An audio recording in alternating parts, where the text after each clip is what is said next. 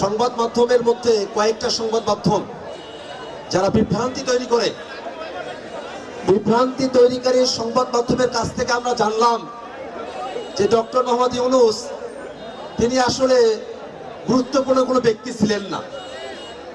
হঠাৎই ডক্টর মোহাম্মদ ইউনূস তিনি গুরুত্বপূর্ণ ব্যক্তি হয়েছেন। ডক্টর মোহাম্মদ ইউনূস তিনি যে বিশ্ব স্বীকৃত, বাংলাদেশের মানুষের স্বীকৃতি দেওয়ার আগে থেকেই তিনি যে গুরুত্বপূর্ণ ব্যক্তিত্ব, এটা আমরা সকলে জানি। 5 আগস্টের পরে ডক্টর মোহাম্মদ ইউনূস তিনি বাংলাদেশের হাল ধরেছিলেন বলে এই বাংলাদেশটাকে তারা কোনো জঙ্গি রাষ্ট্র হিসেবে তারা প্রমাণ করতে পারে নাই।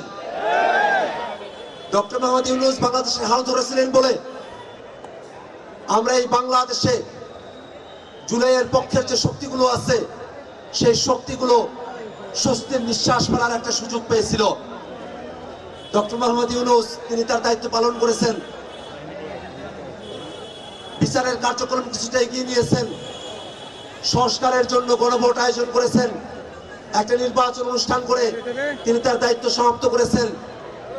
সেই ডক্টর মোহাম্মদ ইউনূস যিনি বিশ্ব স্বীকৃত গুরুত্বপূর্ণ ব্যক্তিত্ব, তাকে বাংলাদেশ সরকার গুরুত্বপূর্ণ ব্যক্তি হিসেবে গ্যাজেট প্রকাশ করার কারণে এই বাংলাদেশে কিছু বিভ্রান্তি সৃষ্টিকারী মিডিয়া তাদের মধ্যে নানা ধরনের বিভ্রান্তি তৈরি করার চেষ্টা আমরা খেয়াল করে দেখছি।